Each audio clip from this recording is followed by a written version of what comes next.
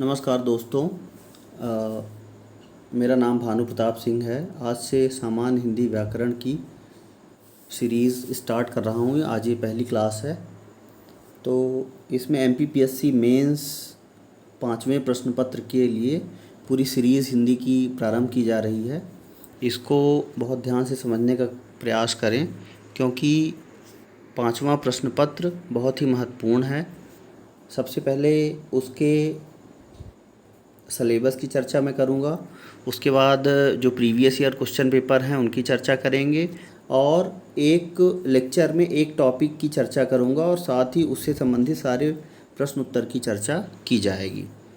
इसी सीक्वेंस में आपको पढ़ना भी चाहिए मेरे हिसाब से, क्योंकि मैंने कई जगह देखा है, कई कोचिंग में भी और भी यूट्यूब में जो कंटेंट है, कोई या तो क्वेश्चन पेपर दे रहा है, कोई कंटेंट दे रहा है। दोनों चीज़ें साथ में नहीं मिल पा रही हैं, तो इसको ध्यान से समझने की कोशिश करिएगा।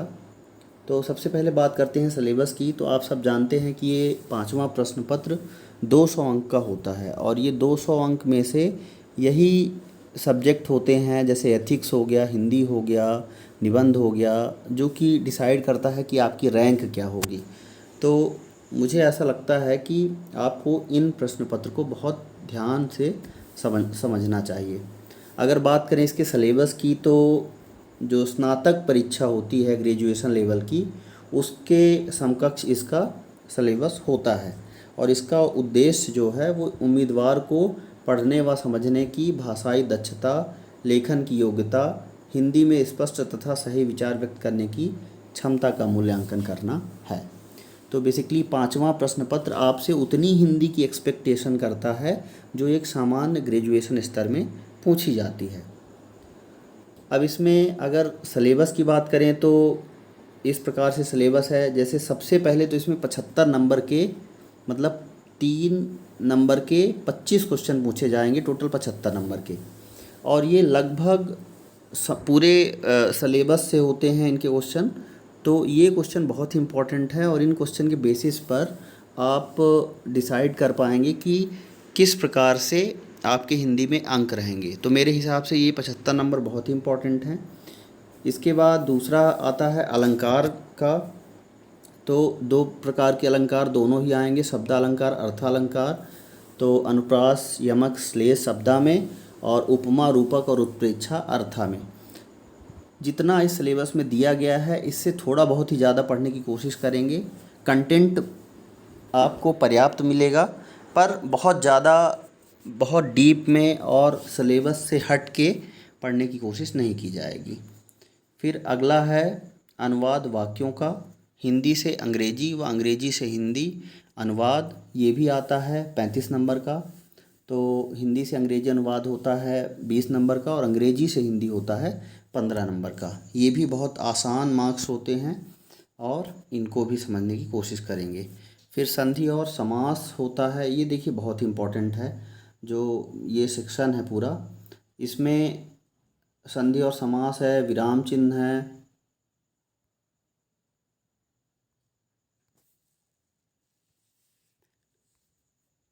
ये आते हैं आपके 20 नंबर के।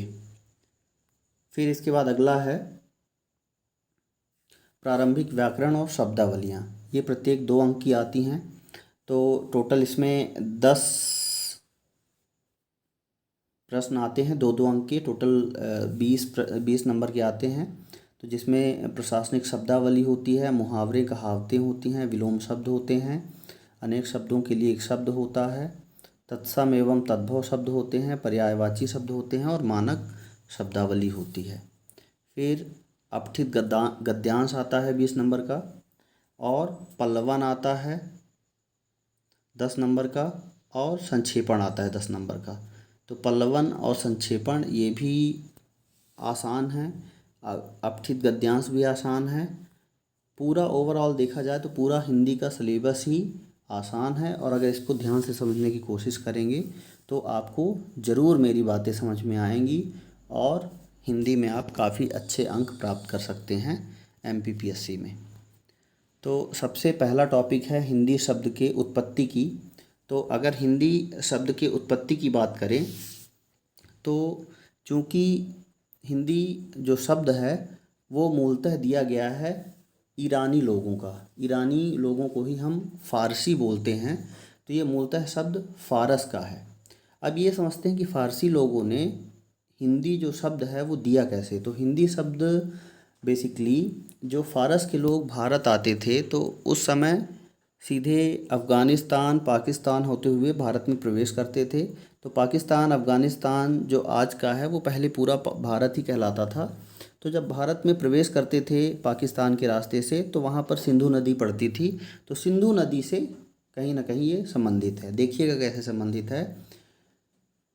बेसिकली जो ईरानी और फ़ारसी लोग हैं उनके जो शब्द हैं वो सिंधु को हिंदू कहते थे, है ना। और हिंदू से हिंदी कैसे हुआ है, हिंदू से हिंद बना, फिर हिंद से हिंदी बना। मतलब कि सिंधु से हिंदू बोले, हिंदू से हिंद बना, हिंद से फिर ई की मात्रा लग गई तो हिंदी बना। इस प्रकार से जो भाषा है कि जो सिंध क्षेत्र में रहने वाले लोग हैं उनकी भाषा कहलाने लगी पहले हिंदू, फिर हिंद, फिर हिंदी।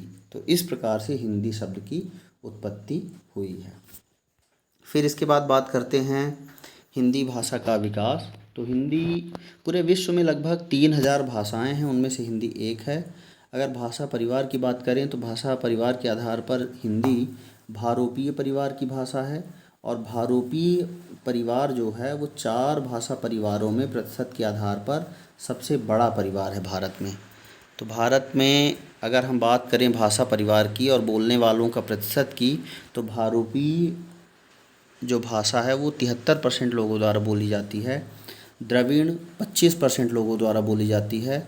ऑस्ट्रिक बोली जाती है 1.3% लोगों द्वारा। और चीनी और तिब्बती बोली जाती है 0.7% लोगों के द्वारा। इस प्रकार भाषा परिवार की अगर बात करें तो भारत में सबसे ज़्यादा भारोपीय भाषा परिवार का प्रतिशत बोला जाता है। और ये प्रतिशत है लगभग 73%, 73%। इसके बाद आता है द्रविड़, फिर आता है ऑस्ट्रिच और उसके बाद आता है चीनी और तिब्बती। अब इसके बाद समझने की कोशिश करते हैं कि हिंदी भाषा का विकास कैसे कैसे हुआ है। तो हिंदी भाषा का विकास सबसे पहले हुआ है, सबसे पहले आई है प्राचीन हिंदी, फिर मध्यकालीन हिंदी, फिर आधुनिक हिंदी। तो बेसिकली प्राचीन हिंदी या हिंदी के उद्भव की बात करें तो हिंदी का उद्भव हुआ है संस्कृत से।